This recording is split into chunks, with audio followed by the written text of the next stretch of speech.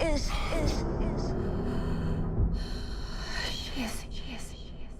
She's behind you.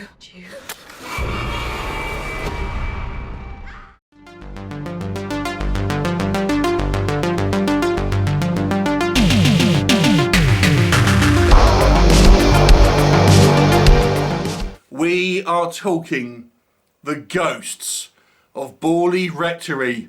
This one is directed and co-written by Stephen M. Smith.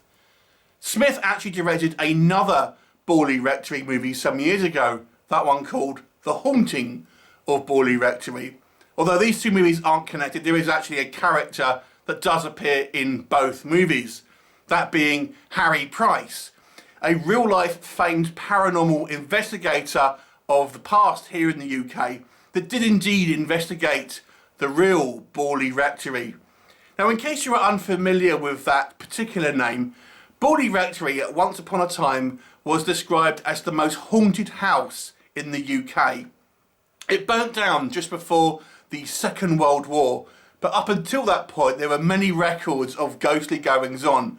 Price did do an investigation, however some years later it was alleged that his investigation was actually fraudulent and there was some shenanigans kind of going on, but nonetheless legend endures. And here we have a low budget British horror movie with some actually familiar faces here. You've got Julian, of course, most notable for his role as Warlock and in Arachnophobia, I would say.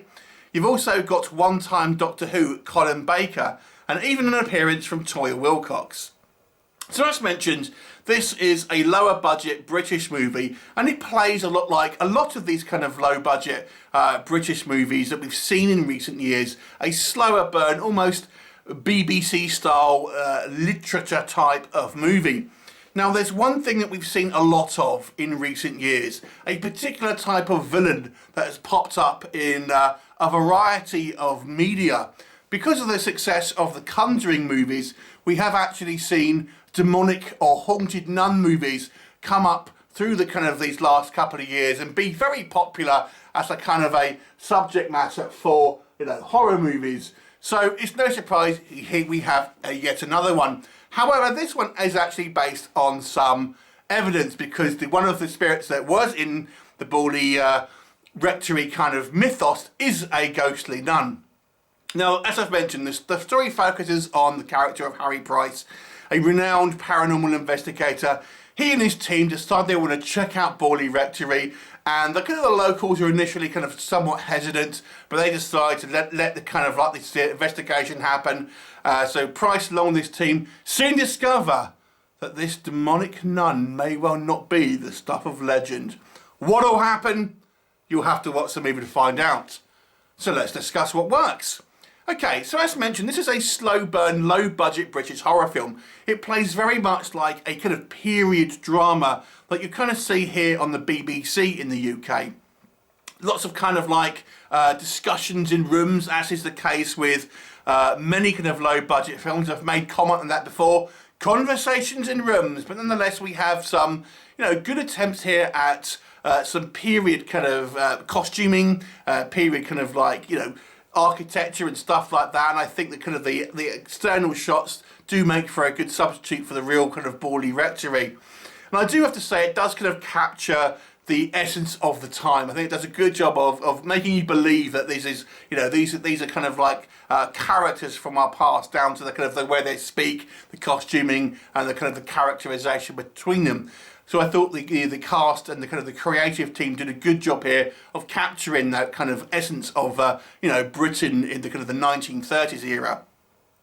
The movie does actually have some quite spooky moments, and I have to say when we do see our nun who kind of pops up here and there through the movie, it's pretty good. And I have to say, albeit it's not particularly jump out your seat scary like the Valet character from the Conjuring movies, it's a pretty good for a decent low budget effect here.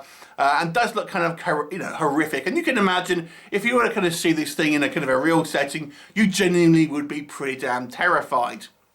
I actually quite enjoyed the kind of the scientific and professional approach that the characters have in this movie.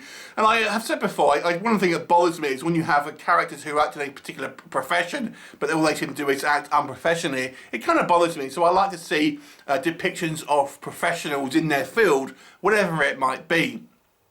I did quite like the character of Harry Price here. I actually think he does a pretty good job of kind of making a stoic but likeable kind of character who does seem pretty well. And he's played by Toby Wynn-Davies. The movie ends with a bit more of a kind of a explosive climax, which I have mixed feelings about, but I suppose it needed to have some kind of payoff here. And there are some kind of creepy moments, and I think it's really plussed by the score here, which I think does a lot of the kind of the heavy lifting in regards to the kind of the more spooky elements.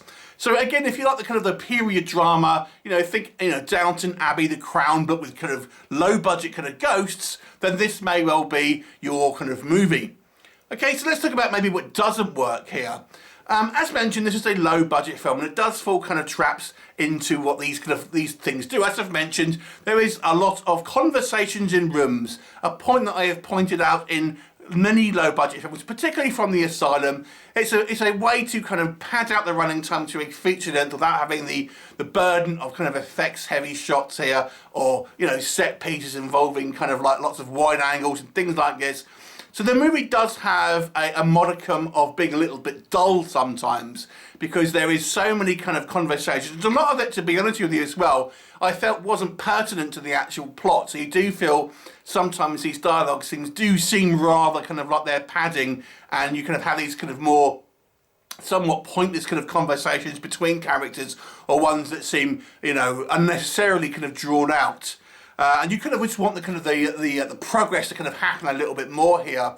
I have to say, I think the ending tries to go for a bit more of a wham bam, thank you ma'am kind of style kind of payoff here, with a little bit more of a overt kind of horror element here. I don't know if it really fits with the kind of the rest of the film, which was more of a haunting kind of a slower burn film.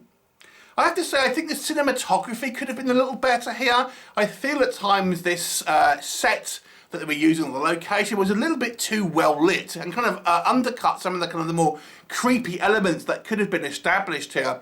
Now again, if you think about the kind of the Conjuring films, which like obviously the kind of a lot of these films that kind of feature kind of like demonic nuns try to emulate, that had superb cinematography, really kind of making use of shadow and lighting here.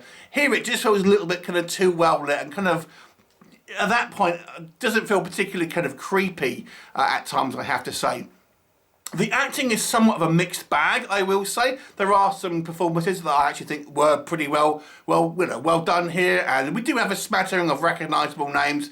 But there are one or two actors here I feel don't particularly sell their roles, to me at least, and feel a little bit uncomfortable. And it kind of, the dialogue sometimes again maybe just feels a little bit like it sounds good written on a page, but when you kind of say it out loud, it sounds kind of trite. I think the movie just feels a little bit stretched out and long for the majority. I think this type of movie would maybe appeal to the kind of the older generation who kind of likes horror films, but it's just a little bit too talky, a little bit not quite as creepy as I think it could have been, but it's still an entertaining movie to a certain degree, especially because it's somewhat kind of based on a real event, which I think, you can kind of, it always adds that kind of extra kind of flavour, I think. I was certainly at least entertained with this movie. I don't think it's kind of like, it's a pretty good one-time watch. I don't know if it's a movie that you'd want to watch multiple occasions, but I quite enjoy the creepy nun aesthetic, I have to say. And this movie, I think, certainly at least does a better job than some of these kind of low-budget movies, where we've seen a kind of a demonic nun kicking around, and at least has an interesting kind of hook to it, based on a kind of a real, a real myth, and some reasonable kind of like, effects work and kind of setup and stuff. Overall, I'm going to give it the same mark that I gave The Haunting of Borley Rectory, which was a 5 out of 10. So it's going to be an average kind of low budget British pot boiler horror thriller. If you like these type of slower burn, British kind of like haunting movies, then I think this one will be up your street. But don't be expecting anything kind of too flashy or too scary. And I think that was the main thing. This could have been a little bit more creepy, I think, and that would have really benefited. But as it stands, it's okay. It's somewhat kind of, you know, out there, just a somewhat lackluster but not a bad movie. Certainly somewhat kind of watchable, but I don't think it's necessarily going to be on anyone's favourite lists. Have you seen it? Leave me a comment and I'll look forward to seeing you next time. Bye for now.